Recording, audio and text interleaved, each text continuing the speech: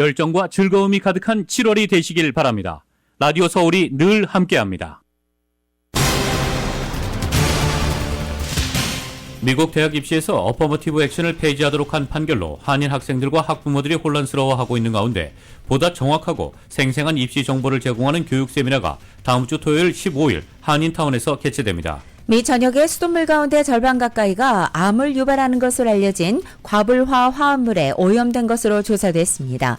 무비자나 비이민 비자로 들어온 뒤 비자 기한 내 출국하지 않고 미국에 눌러앉는 오버스테이 불법 체류자 수가 지난해 85만 명 이상으로 사상 최다를 기록했습니다. 이 중 한국인은 4,600여 명으로 집계됐습니다. 아시아나항공과 합병을 추진하고 있는 대한항공이 마일리지 사용처 확대 조치 일환으로 LA 인천을 비롯한 전 세계 노선에 적용되는 상시 마일리지 할인 제도를 실시합니다. 국세청을 사칭해 개인정보를 요구하는 신종 세금 환급 사기가 기승을 부리고 있어 납세자들의 주의가 요구됩니다. 미국과 중국의 대치 구도 속에서 중국을 찾은 제니 옐런 연방재무부 장관이 리창 총리를 만나 양국 관계 안정 방안을 논의했습니다. 옐런 장관과 리창 총리는 양국 관계 개선을 위해 소통이 필요하다는 데 의견을 같이 했습니다.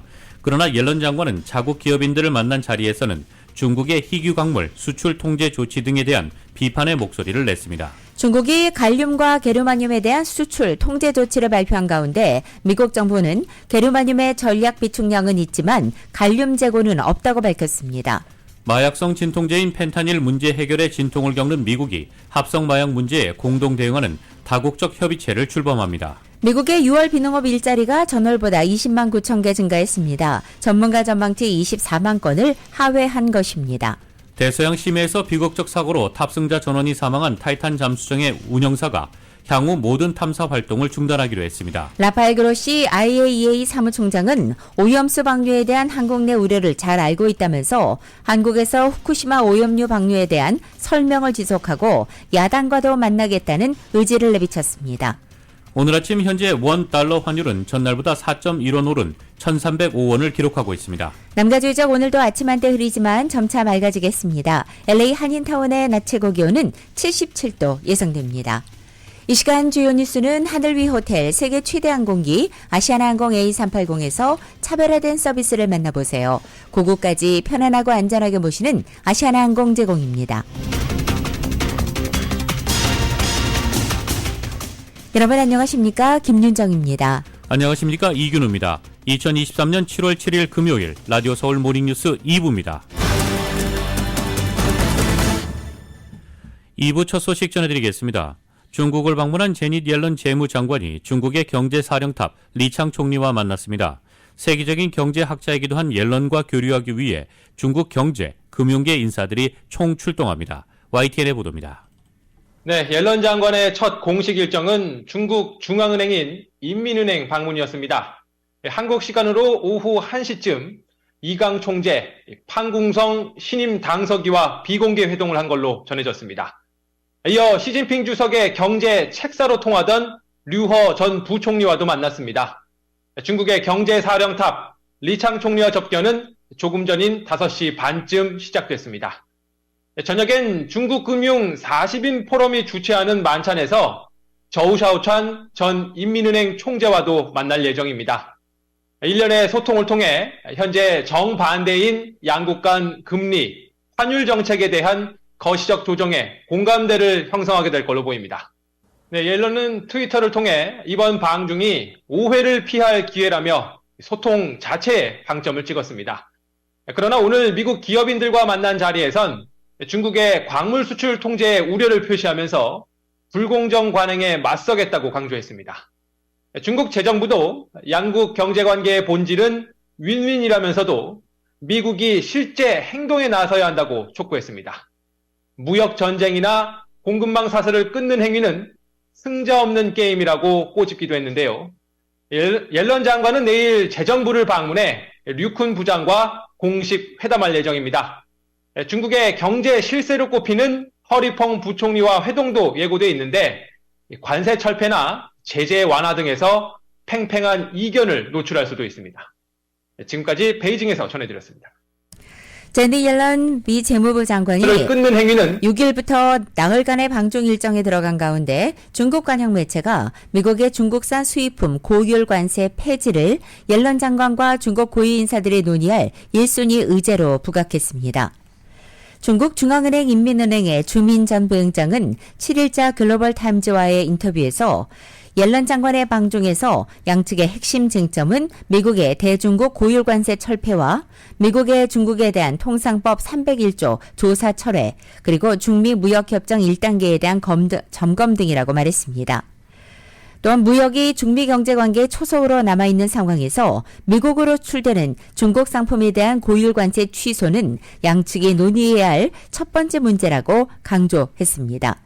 도널드 트럼프 전 대통령은 중국의 불공정한 경제 관행과 무역수지 불균형 문제를 제기하면서 2018년 7월부터 2019년 9월까지 4번에 걸쳐서 총액 수천억 달러 규모의 중국산 수입품에 대해 고율 관세를 부과했습니다.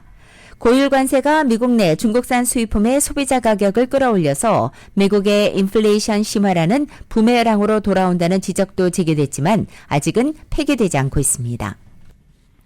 미국과 중국의 대치 구도 속에서 중국을 찾은 제닛 옐런 재무장관이 중국의 갈륨, 게르마늄 수출 통제 조치에 우려를 표했습니다. 또 중국의 불공정 경제 관행을 해결하기 위해 동맹국과 협력할 것이라는 입장도 강조했습니다. 옐런 장관은 중국에서 활동하는 미국 기업인들과 만난 자리에서 중국과 소통을 강화하고 안정적, 건설적 관계를 위해 중국을 방문했다며 고위급에서 직접적이고 명확한 의사소통 라인을 확보하는 것이 양국의 최선의 이익이라고 말했습니다. 이어 글로벌 경제가 러시아의 불법 전쟁과 팬데믹의 지속적인 영향 같은 역풍에 직면한 상황에서 정기적인 교류는 양국이 경제, 금융 위험을 모니터링하는 데 도움이 될 것이라고 밝혔습니다. 옐런 장관은 그러면서 중국이 최근 발표한 희귀 광물 수출 통제 조치를 겨냥해 반도체 같은 기술에 사용되는 중요한 광물인 갈륨과 게르마늄에 대한 중국의 새로운 수출 통제에 우려를 표한다며 정부는 이 조치의 영향을 평가하고 있으며 탄력적이고 다변화된 공급망이 필요하다고 강조했습니다. 중국의 계획 경제를 비판하며 시장 지향적 방식으로 돌아가야 한다는 주장도 했습니다. 옐런 장관은 또 미국 기업에 대한 중국의 징벌적 조치가 특히 문제라며 미국은 미국 기업을 위해 공평한 경제장을 추구하고 동맹국과 협력해 중국의 불공정한 경제 관행을 해결할 것이라고 다짐했습니다. 이 밖에 옐런 장관은 우리는 다양화를 추구하지 디커플링을 추구하지는 않는다며 세계 최대 두 경제 대국의 디커플링은 세계 경제를 불안정하게 만들 것이고 사실상 불가능하다고 말했습니다. 중국이 갈륨과 게르마늄에 대한 수출 통제 조치를 발표한 가운데 미국 정부가 게르마늄의 전략 비축량이 있지만 갈륨 재고는 없다고 밝혔습니다. 미 국방부 대변인은 어제 갈륨과 게르마늄을 포함한 핵심 재료의 미국 채굴과 가공을 늘리기 위해서 국방생산법 3호에 의한 권한으로 적극적인 조처를 하고 있다고 말했습니다. 게르마늄은 고성능 컴퓨터 반도체와 광섬유 통신, 그리고 야간 투시경과 인공위성용 태양전지의 핵심 소재로 쓰이고 있고, 갈륨은 전송 속도와 효율을 높이기 위한 화합물 반도체, TV와 휴대폰 충전기, 태양광 패널, 레이더, 전기차 해추로 사용됩니다. 갈륨과 게르마늄은 희귀한 금속은 아니지만 중국이 비용 경쟁력을 바탕으로 세계 시장을 장악해온 것으로 평가되고 있습니다. 중국의 이번 수출 통제로 이들 금속의 가격이 상승할 것으로 예상되자 주요 선진국과 글로벌 기업들은 대체 공급처 마련에 나섰습니다. 일본 원자력규제위원회가 후쿠시마 오염수 방류 설비에 대한 검사 종료증을 교부해 방류를 위한 모든 절차가 끝났습니다. IAEA 사무총장은 오염수 방류에 대한 한국 내 우려를 잘 알고 있다면서 한국에서도 설명을 이어나가겠다고 밝혔습니다. KBS의 보도입니다. 후쿠시마 오염수 방류 설비에 대한 사용 전 검사 종료증을 일본 원자력규제위원회가 도쿄전력에 교부했습니다. 방류 설비를 실제로 사용해도 문제가 없다고 허가한 겁니다. 이로써 방류 설비 시운전과 사용 전 검사 IAEA의 최종 보고서까지 방류를 위한 형식상의 모든 절차가 끝났습니다. 일본을 방문 중인 라파엘 그로시 IAEA 사무총장은 2박 3일 방한에 앞서 열린 오늘 기자회견에서 한국 내 오염수에 대한 우려가 있다는 사실을 잘 알고 있다며 야당을 비롯해 의견이 있는 사람들과 만나 직접 설명하고 싶다고 말했습니다.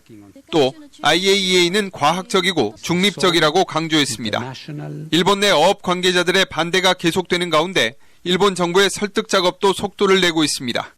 訪問するタイミングの調整をしてですね、直接、しっかりと説明したいと。 한국 정부가 오늘 오염수 처리 계획이 국제 기준에 부합한다는 내용의 검토 보고서를 발표한 데 대해 하야시 외무상은 내용을 자세히 살펴보겠다고 밝혔습니다. 기시다 총리는 다음 주 나토 정상회의를 계기로 윤석열 대통령과 만난 자리에서 방류 계획에 대해 이해를 구할 것으로 보입니다. 도쿄에서 KBS 뉴스 지종익입니다. 한편 중국은 일본의 오염수 해양 방류가 이루어지면 일본산 식품 수입 규제를 추가로 강화할 가능성을 시사했습니다. 중국 세관인 해관총선은 어제 중국 세관은 고도의 경계심을 유지한 채 사태의 전개를 주시하며 적시에 필요한 조치를 취해서 중국 소비자 식탁의 안전을 확보하겠다고 밝혔습니다. 현재 후쿠시마현 등 10개 식품의 수입을 금지하고 있는 점을 상기시키면서 증명서류 심사와 감독, 방사성 물질 검사와 모니터링 강화 등을 통해서 위험 있는 일본산 수입을 엄격히 막겠다고 강조했습니다. 마약성 진통제인 펜타닐 문제 해결에 진통을 겪는 미국이 합성 마약 문제에 공동 대응하는 다국적 협의체를 출범합니다.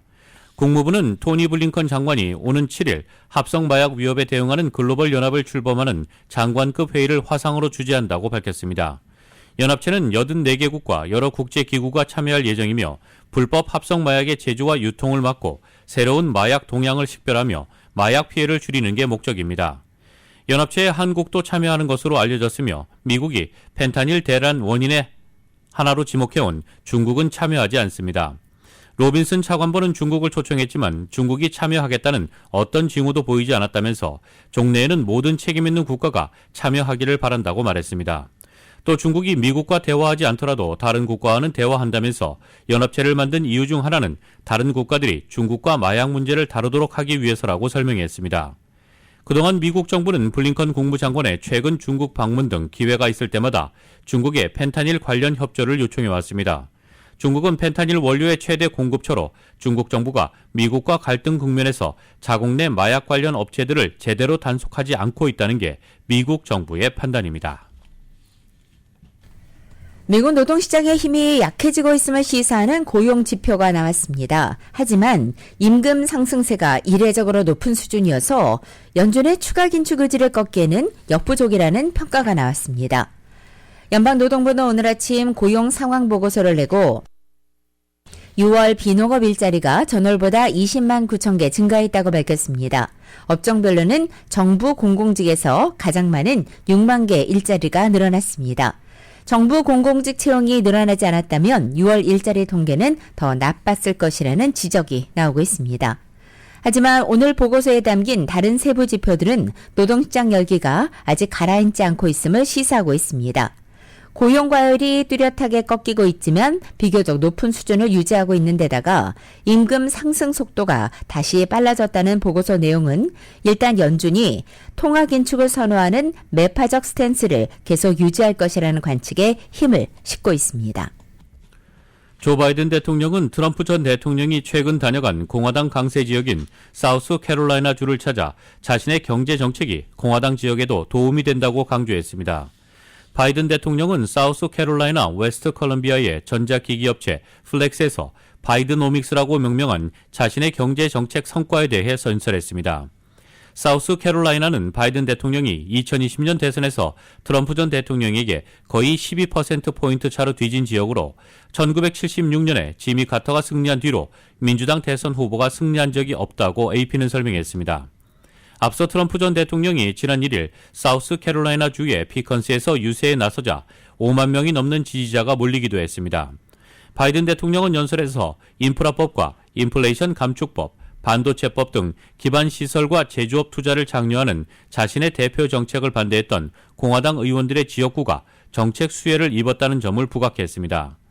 그는 그동안 여러 차례 강조해온 공급망의 중요성에 대해 설명하면서 배터리 공급망 전체를 미국에 구축하는 게 목표라고 밝혔습니다. 백악관도 바이든 대통령의 방문에 맞춰낸 자료에서 바이든 행정부 출범 이후 지금까지 기업들이 미국 내 5천억 달러 상당의 제조업 및 청정 에너지 투자 계획을 발표했으며 그 가운데 110억 달러가 사우스 캐롤라이나라고 강조했습니다. 백악관은 공화당 뜻대로 됐다면 사우스캐롤라이나는 수십억 달러의 투자와 일자리, 기회를 잃었을 것이라며 웨스트 컬럼비아 지역구를 대표하는 공화당 조 윌슨 하원 의원조차 인프라법, IRA 반도체법을 반대했다고 지적했습니다. 라디오 솔모닝 뉴스 2부 미국 소식은 시원한 한 모금으로 여름을 만날 수 있습니다. 맥도날드에서 새롭게 준비한 음료 프로즌 하와이안 펀치를 상쾌하게 맛보세요. 맥도날드 제공입니다.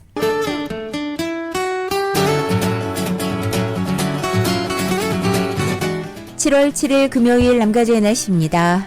오늘도 남가주 지역 하늘 아침 한때 흐리지만 점차 맑아지겠고 낮 기온도 어제와 비슷하겠습니다. 토요일인 내일과 모레 일요일의 낮 기온은 오늘보다 2, 3도가량 높아지고 다음 주 중은 보다 맑은 날씨를 회복한 가운데 다음 주의 낮 기온은 조금씩 높아져서 평균 기온을 웃도는 여름 더위가 찾아올 것으로 전망되고 있습니다. LA 한인타운 오늘 낮 최고 기온 77도, 밤 최저 기온은 60도, 오렌지 카운티 지역도 77도, 60도, 밸리와 일랜드 암파이어 지역은 80도, 56도, 해안 지역은 66도, 58도로 예상됩니다. 한국은 오늘 전국에 대체로 흐리고 남부지방을 중심으로 강한 비가 내리겠습니다. 서울의 오늘 아침 최저 기온이 76도로 출발하고 낮 최고 기온은 91도까지 오르겠습니다. 라디오 솔 모닝뉴스 2부 이 시간은 1250만 불, 교통사고 최고 보상, 교통사고 전문 천재 변호사 리차드 호프만, 메디케어 시니어를 위한 전문의 허가가 아주 빠른 한인 최고 최대의 서울 메디칼 그룹, 총 20억 달러의 승소, 크고 작은 교통사고와 상해, 브라이언 타필라와 CGL러, 고객 한 분 한 분과의 릴레이션십을 생각합니다. 당신의 든든한 금융 파트너 CBB뱅크 공동 제공입니다.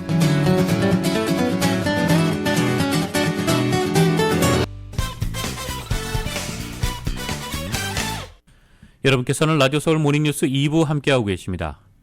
대학 입시에서 어포머티브 액션을 폐지하도록 한 연방 대법원 판결로 앞으로 대학 입시 판도에 큰 변화가 예상되면서 한인 학생들과 학부모들도 혼란스러워하고 있습니다. 저희 라디오 서울에서는 코로나 팬데믹과 연방 대법원 판결로 급변하는 대학 입시에서 한인 학생들에게 정확하고 생생한 입시 정보를 제공하는 교육 세미나를 오는 15일 토요일 LA 한인타운에서 개최합니다. 정현옥 기자입니다. 연방대법원이 지난주 내린 판결에서 지원자를 단순히 인종 요소만 가지고 우대하는 것은 위법이라고 판결하면서도 지원자가 성장하면서 인종적인 배경으로 인해 사회에서 겪은 역경을 이긴 것은 가산점을 줄 수 있다고 해서 개개인의 체험과 스토리를 보여주는 대입 에세이가 더 비중이 커졌다는 지적입니다. 당장 올가을 대입 지원서를 준비해야 하는 고교 시니어 학생들로서는 어떤 에세이로 입학 사정관들을 사로잡을지 더 고민해야 하는 상황입니다. 그동안 대입 에세이에서 인종적인 배경을 드러내 혹여 입시에서 불이익을 받는 것은 아닌지 망설여왔던 한인 등 아시안 지원자들의 경우 이번 대법원 판결로 이에 대한 부담은 오히려 줄었다는 지적도 있습니다. 하지만 이번 판결을 전국 대학에서 입시에 어떻게 적용할지는 아직 불분명하기 때문에 한인 학생과 학부모들도 혼란스러워하고 있습니다. 저희 라디오 서울 방송은 오는 15일 토요일 오전 10시부터 오후 1시까지 각계 입시 전문가들을 초청해 소수계 우대 입학정책 폐지로 입시에 미칠 변화를 분석하는 한편 생생한 대입 노하우를 나누는 교육 세미나를 LA 한인타운에서 개최합니다. 이번 세미나에서는 UC의 입학사정관이 연사로 나와 팬데믹 이후에 변화된 UC의 입학사정을 소개하고 UC는 어떤 지원자를 선호하는지를 알려줍니다. 또 대입 컨설팅 전문업체들이 소수계 우대 입학제도 폐지로 인한 입시 변화를 분석하고 아이비리그 등 명문대 입시 결과와 합격자 패턴을 분석해 성공적인 입시 전략을 제공합니다. 아이비드림의 대표인 이정석 박사입니다. 큰 거 두 가지의 변화가 생겼어요. 이제 대법원에서 어포머티브 액션을 폐지한 거 아주 큰 변화가 되고요. 사실상 아마 아시안 학생들한테 역사상 가장 큰 변화가 될 거고요. 또 하나는 이제 AI의 출현이죠. 작년 겨울에 챗GPT라는 이제 웹사이트이 등장하면서 이런 AI를 통해서 이제 에세이를 쓸 수 있다든지 숙제를 도와준다든지 굉장히 큰 사실 변화가 생긴 거죠. 그래서 이 두 가지의 큰 변화를 어떻게 한인 학생들이 대처하면 좋을지, 현명하게 대처할 수 있을지에 대해서도 제가 설명을 하려고 합니다.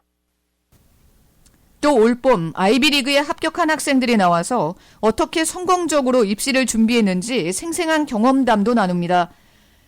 주요 대학별로 학자금 파이낸셜 에이드 정보도 제공합니다. 파이낸셜 에이드 정보와 명문대 입시 결과 분석 자료는 이날 참석자들에게 모두 배포됩니다. 대입 세미나는 영어로 진행되지만 상황에 따라 한국어와 영어 동시에 진행되기 때문에 학생과 학부모 모두 참여할 수 있습니다. 이날 세미나는 LA 한인타운 1125 크랜셔 불바디에 위치한 EK 아트 갤러리에서 열립니다. 세미나에 참석한 학생 중에 선별해서 장학금도 제공합니다. 세미나 참석을 위한 사전 예약은 전화 213-471-9515번으로 하거나 웹사이트 koreatimes.com으로 가서 라디오 서울 제3회 교육 세미나 배너를 클릭해 정보를 기재하면 됩니다. 급변하는 대학 입시에서 꼭 필요한 생생 입시 정보를 얻을 수 있는 라디오 서울의 교육 세미나에 많은 학생과 학부모들의 참여 바랍니다. 라디오 서울 뉴스 정현호입니다. 캐런베스 LA 시장이 어제 어포더블 하우징 개발 승인을 간소화하는 조례안에 서명했습니다. LA 시내 주거난 해소에 도움이 될 것으로 기대되고 있습니다. 이은 기자가 전해드립니다. 6일 캐런베스 시장이 서명한 조례안은 LA시의 조닝 코드를 업데이트해 어포더블 하우징 개발 프로젝트에서 최종 승인 단계인 사이트 플랜 리뷰를 생략해 절차를 앞당기는 내용을 담았습니다. 현재 LA시는 49개의 유닛이 넘는 주거단지 개발 프로젝트에 한해 수개월이 소요되는 사이트 플랜 리뷰를 거치는데 이날 조례안 서명으로 앞으로는 절차를 더디게 만드는 사이트 플랜 리뷰를 생략해 보다 빠르게 저렴한 아파트를 마련하자는 것이 골자입니다. 사이트 플랜 리뷰 때문에 한인타운을 비롯한 LA시 시내 건설업체들은 승인을 받기까지 시일이 오래 소요되거나 추가적인 비용이 발생하는 상황을 피하기 위해서 주거단지 개발 시 49개의 유닛 이하로 맞추는 경우가 많은 것으로 드러났습니다. 이 때문에 40여 개 이상의 유닛이 필요한 저소득층 아파트 개발이 LA시에서 줄고 있는 것이 문제로 지적되었습니다. 베스 시장은 LA시에 기거하는 홈리스나 노숙자로 전락할 위험이 있는 저소득층 주민들에게 신속하게 주거시설을 마련해주는 것이 홈리스 인구를 줄이는 데 절실한 문제라고 이번 조례안 배경을 설명했습니다. 타운 건설업계는 저소득층 아파트에 한해 사이트 리뷰를 생략하는 것은 매우 반가운 일이라며 관련 조례안이 마련되지 않으면 저소득층 아파트 완공에 소요되는 시간은 기존 아파트와 같이 주거난을 해소하는 것이 어려웠을 것이라고 설명했습니다. 고암건설의 김춘식 대표입니다. 그래서 시간이 걸리는데 그거를 시에서 먼저까지 해주고 이런 거 없죠. 이렇게 답답한 경우가 굉장히 많아요. 그 시간은 그거는 시에서 상관하지 않아요. 마냥 몇 년도 걸릴 수도 있고 그런 건 어느 정도 감안해서 이제 공정을 잡는 건데. 타운 내 비영리 단체들도 저소득층 아파트 개발 승인 절차가 간소화된다면 아파트 신축 기간도 앞당기게 돼 타운 저소득층 아파트에 대한 한인들의 수요를 충족시키는데 큰 도움이 될 것이라고 전했습니다. 제프리 LA 한인의 사무국장입니다. 이런 아파트를 찾는 분들은 계속 늘어나지만 현실적으로 이 지역에서 그런 것들을 짓는 절차라든가 짓는 데 있어서 쉽게 말하면 필요한 펀딩이 훨씬 더 많은 부분이라 이런 것들이 실제로 이루어지는 데는 좀 더 애로사항이 많습니다. 저소득층 가정에 계신 분들이 저소득층 아파트를 찾기가 더 어렵고. 스티브 강 한인타운 청소년회관 KYCC 대외협력 디렉터입니다. 그렇죠. 항상 저희 디맨드는 가장 높습니다. 왜냐하면 한인타운에 인구가 10만 명 이상이 지금 거주하고 있기 때문에 거기에 비해서 저소득 아파트 유닛이 매우 부족한 상태고요. 현재 KYCC만 해도 저희 저소득층 아파트 웨이트리스트가 10년이 넘거든요. 라디오 서울 뉴스 이은입니다. 게빈 뉴섬 캘리포니아 주지사와 롭 본타 캘리포니아주 검찰총장이 연방법무부에 플로리다주에서 세크라멘토와 마서즈 빈야드로 이민자들을 이송한 데 대한 조사를 촉구했습니다. 뉴섬 주지사는 본타 검찰청장 그리고 텍사스주 셰리프 경관과 함께 메릭 갈란드 연방법무부 장관에게 서한을 보내 민사 그리고 형사 조사를 실시해 줄 것을 요청했습니다. 론 드센티스 플로리다 주지사의 이민자 재배치 프로그램에 따라 지난달 이민자 36명은 여객기를 타고 북가주 세크라멘토에 도착했습니다. 또 앞서 지난해 9월에는 매사추세츠주 마서스 빈야드로 49명을 태운 여객기가 도착하기도 했습니다. 이들은 텍사스주 샌안토니아에서 출발했지만 플로리다주가 해당 자금을 댄 것으로 전해졌습니다. 이번 서한에는 이송된 이민자들이 가짜 약속에 속아 여객기에 타게 됐다고 지적했습니다. 미 전역의 수돗물 가운데 절반 가까이가 암 등을 유발하는 것으로 알려진 과불화 화합물에 오염된 것으로 조사됐습니다. 과학자들이 미국의 716개 지역에서 수돗물 성분을 분석한 결과 전체 45%에서 과불화 화합물이 검출됐다는 것입니다.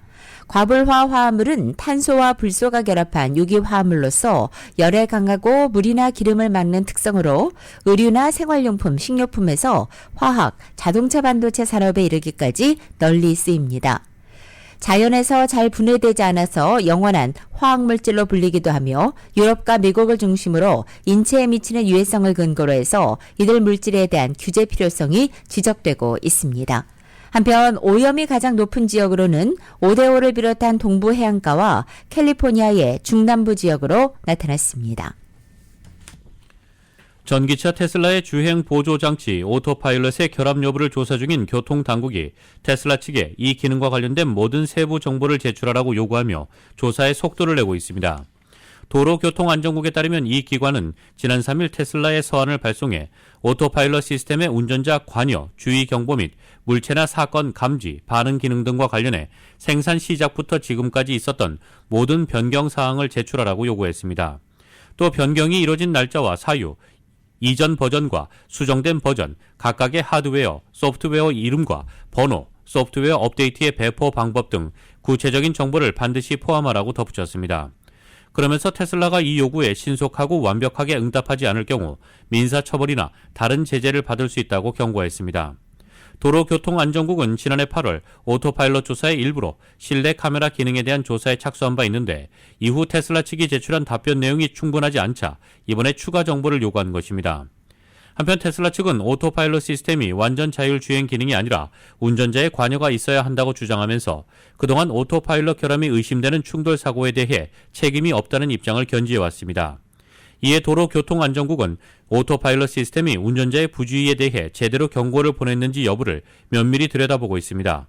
앞서 도로교통안전국은 오토파일럿 기능을 사용한 테슬라 차량이 정차된 차량을 들이받는 사고가 잇따라 벌어지자 2021년 8월부터 조사를 시작했습니다.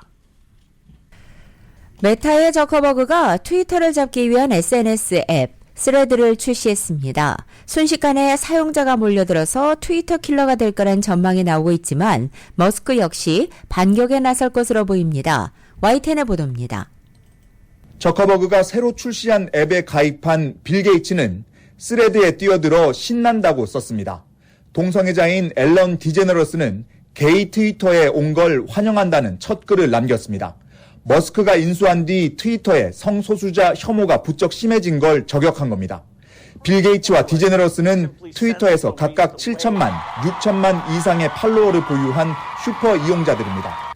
트위터와 거의 똑같이 생긴 스레드는 16시간 만에 3천만 다운로드로 초반 기세를 바짝 올렸습니다. Let's meet in a cage and fight. An early blow has been brought in from Meta to, can we call it the Musk empire? 과거에도 트위터에 대항했던 앱들이 있었지만 스레드는 지리멸렬했던 과거 앱들과는 다를 거란 관측이 나옵니다. 무엇보다 인스타그램과 연동된다는 점이 강점입니다. 인스타의 월간 활성 이용자 수는 20억 명으로 트위터의 3억 6천을 능가합니다. 머스크의 각종 논란으로 대체제 수요가 높아진 시점도 스레드의 큰 호재입니다. I think anything can basically rival Twitter nowadays. Yeah, I mean Elon Musk has completely ruined Twitter. 스레드 등장에 입을 닫고 있던 머스크는 법적 대응을 예고했습니다. 트위터의 영업 비밀을 사용해 스레드를 만들었다며 문서 보존을 요구하는 서한을 보낸 겁니다. 전문가들 사이에선 유럽연합에서 개인정보 우려로 앱 출시가 막힌 데다 메타의 스냅챗과 틱톡을 잡기 위한 시도도 번번이 실패한 점을 들어 스레드의 성공을 장담할 수 없다는 전망도 내놓고 있습니다. 워싱턴에서 YTN 권준기입니다.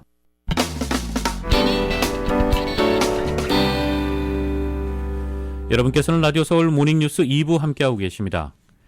국방부는 어제 미국의 대학들이 연계성을 가질 경우 국방 분야 연구비 지원에서 불이익을 받게 되는 외국 기관의 명단을 조만간 발표할 예정이라고 확인했습니다. 패트릭 라이더 국방부 대변인은 브리핑에서 2021년 국방수권법에 따라 오는 10월부터 국방부는 공자학원과 관련된 어떤 연구기관도 지원할 수 없다면서 이같이 밝혔습니다. 라이더 대변인은 국무부는 2020년 8월 미국 대학에 악의적 영향을 미치기 위한 중국 정부의 글로벌 선전, 선동의 일환으로 공자학원을 지목한 바 있다고 덧붙였습니다.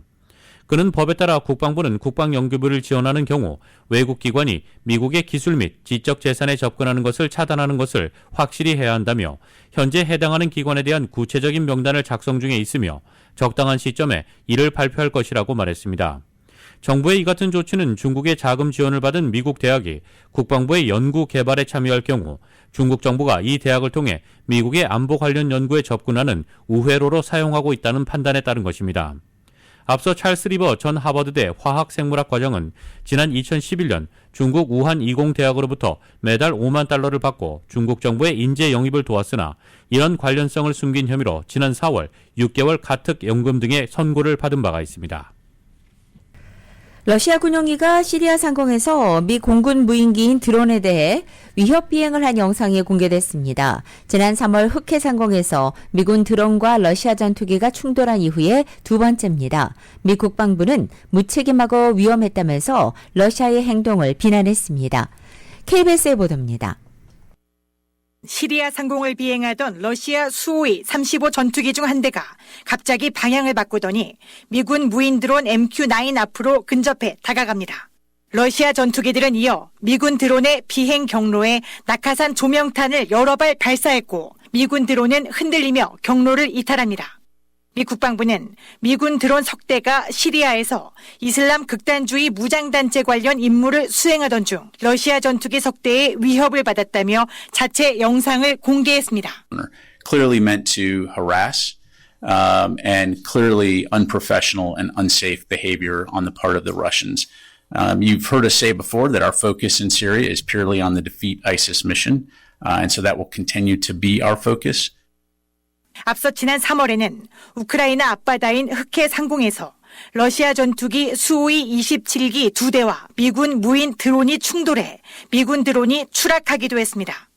한편 어제 페르시아만 호르무즈 해협에서 이란이 미국 유조선 2척을 납포하려 했던 것과 관련해 미 국방부가 해당 영상을 공개했습니다. 미 국방부는 이란 해군 함정이 미국적 상업용 유조선에 접근해 유류 저장 탱크에 총격을 가해 인근에 미 해군 구축함이 출동했다고 밝혔습니다. Since 2021, Iran has harassed, attacked, or seized nearly 20 internationally flagged merchant vessels, presenting a clear threat to regional maritime security and the global economy. 우크라이나 전쟁 이후 미국과 러시아 간 긴장이 계속 높아지는 상황에서 중동 해역에서는 러시아와 밀착해온 이란과의 대치까지 벌어지며 긴장감을 더하고 있습니다. 워싱턴에서 KBS 뉴스 김양순입니다. 정부가 민간인 피해를 이유로 지원을 주저해왔던 집속탄을 우크라이나에 보내기로 결정한 것으로 전해졌습니다. AP에 따르면 정부가 우크라이나의 집속탄을 포함해 모두 8억 달러 규모의 추가 군사 지원 계획을 발표할 예정이라고 보도했습니다. 집속탄은 수많은 탄약이 흩뿌려지는 방식으로 터지고 있는 무차별 살상 무기로 불발탄 비율이 높고 민간인 피해로 이어질 수 있다는 점 때문에 국제적으로 상당수 국가가 사용을 중단한 무기입니다. 미국은 2003년 이라크에서 집속탄을 마지막으로 사용했고 2010년에는 120개국이 집속탄 사용과 제조 등을 금지하는 협약에 서명했습니다. 마이클 맥콜 하원 외교위원장은 우크라이나 반격을 지원하기 위해 집속탄부터 F-16 전투기까지 제공해야 할 때라며 더 지연될 경우 전쟁이 장기화될 거라고 경고했습니다. 패트릭 라이더 국방부 대변인은 브리핑에서 집속탄 지원은 미국이 오랫동안 검토해온 사안이지만 오늘 발표할 내용은 없다면서 만약 집속탄을 지원할 경우 불발탄 확률이 낮은 폭탄을 제공할 계획이라고 말했습니다. 이런 가운데 우크라이나 전쟁이 개전 500일을 앞두고 있고 미국의 전직 안보 분야 고위 당국자들이 세르게이 라브로프 러시아 외교장관 등과 비밀 회동을 가졌다는 언론의 보도가 나와 주목되고 있습니다. 미국의 NBC 방송은 익명의 전현직 당국자들을 이용해서 러시아 정부 핵심 인사와 크렘린과 밀접한 관계를 지닌 주요 인사들을 대상으로 물밑 대화가 진행돼 왔다고 어제 보도한 것입니다.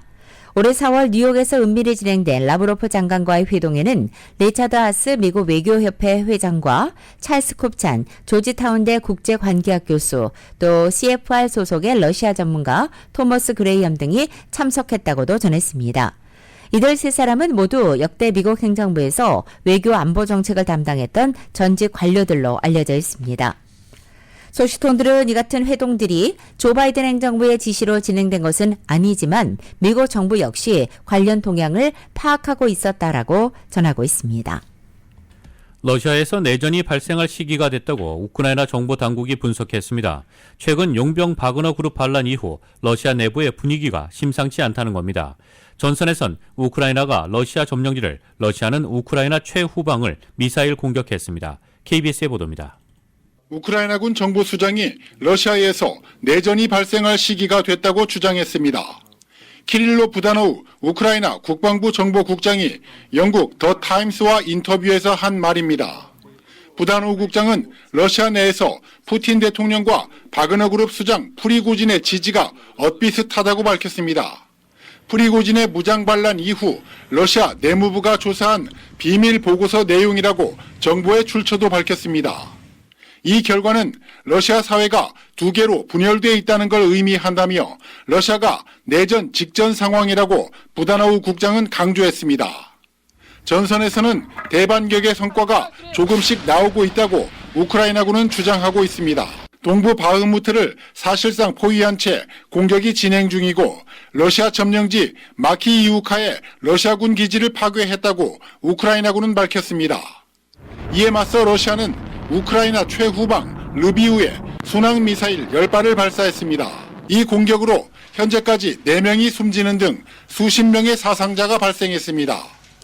러시아 국방부는 서방이 제공한 무기 보관고 등을 타격했다며 민간인 공격을 부인했습니다. 베를린에서 KBS 뉴스 김규수입니다. 러시아에서 무장 반란을 일으켰던 바그너 그룹 수장 프리고진과 일부 용병들이 벨라루스로 이동한다고 알려지면서 주변국들이 긴장한 가운데 이 프리고진이 러시아로 돌아갔다고 벨라루스 대통령이 밝혀서 그의 행방에 관심이 집중되고 있습니다. 러시아는 모른다는 입장을 되풀이하고 있습니다. KBS입니다. 내외신 기자들과 만난 루카셴코 벨라루스 대통령. 바그너 수장 프리고진에 대한 질문을 받자 그가 러시아로 돌아갔다고 답합니다. Он находится в Питере, где он сегодня утром, может быть, в Москву поехал, может, еще где-то, но на территории Беларуси его нет. 지난달 27일 프리고진이 벨라루스에 왔다고 공개한 지 약 열흘 만입니다. 또 바그너 용병들은 아직 러시아 야전 캠프에 있고 이후 일정은 러시아와 바그너의 결정에 달렸다고도 했습니다. 조만간 푸틴 러시아 대통령과 만나 프리고진 주변 상황을 논의하기로 했다고 덧붙였습니다. 이에 대해 북대서양조약기구 나토는 프리고진과 바그너의 움직임을 면밀히 주시하고 있다는 입장을 밝혔습니다. 러시아 크렘린궁은 프리고진의 행방을 모른다는 기존 입장을 되풀이하면서 두 정상의 회동 일정과 의제가 아직 정해진 바 없다고 말했습니다.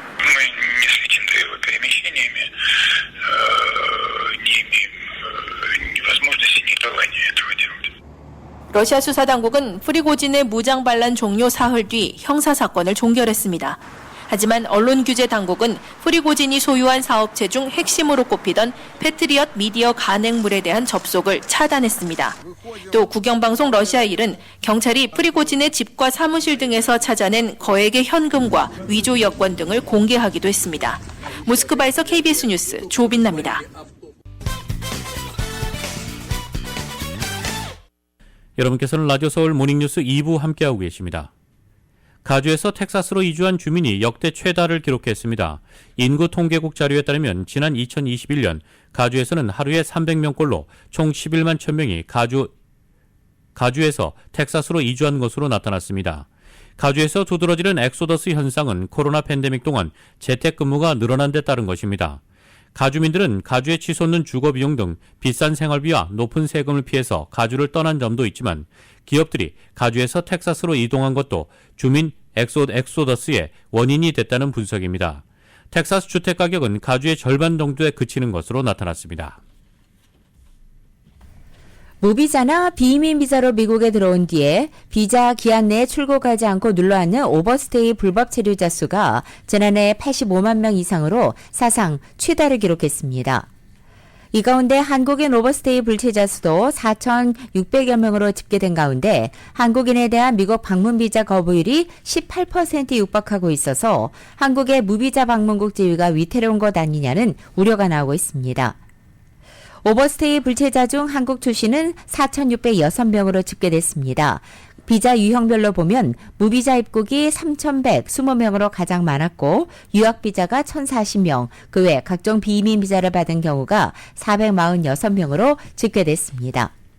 한국인 오버스테이의 경우 코로나 팬데믹 전보다 줄어든 상황은 이지만 숫자가 여전히 적지 않고 한국인 대상의 방문 비자 거부율도 치솟아서 한국의 무비자 입국 지위가 흔들리는 것 아니냐는 우려의 목소리가 여전히 나오고 있습니다. 현대자동차와 기아가 주행 중 갑작스러운 동력 상실로 문제가 된 자사 전기차에 대해 무상 수리를 하기로 결정했습니다. 한인들도 많이 타는 차종인 아이오닉5와 EV6 등이 포함되는 만큼 운전자들도 대비가 필요한 상황입니다. 현대차와 기아는 주행 중 동력 상실, 감소 증상이 발생한 전기 차종에 대해 소프트웨어 업데이트 등 무상 수리를 제공하기로 했다고 어제 발표했습니다. 대상 차종은 현대차 아이오닉5, 아이오닉6, 제네시스 GV60와 GV70, GV80 전동화 모델, 기아 EV6 등 6개 종이며 해당하는 차량 대수는 한국 시장 기준 약 13만 6천 대로 알려졌습니다. 현대차, 기아는 배터리에 전원을 공급하는 통합 충전 제어 장치 내 일시적 과전류로 전력 공급용 계기판에 이상이 발생한 것으로 원인을 추정했습니다. 무상 수리 서비스는 한국에서 8월에 진행될 예정이며 미국 등 해외 시장도 비슷한 시기에 시작될 것으로 전해지고 있습니다. 해당 문제는 미국에서 먼저 제기된 만큼 무상 수리 서비스 역시 같은 방식으로 이뤄질 것으로 보이고 있습니다. 지난달 18일 연방교통부 산하 도로교통안전국은 현대차 아이오닉5 차량에서 동력 상실이 발생했다는 소비자 불만을 접수받고 관련 조사를 개시한 바 있습니다. 당시 도로교통안전국 산하 차량 결함조사국은 다수 차주민들을 인터뷰했고 이후 면밀히 조사를 위해 예비평가도 시행할 방침이라고 밝혔습니다.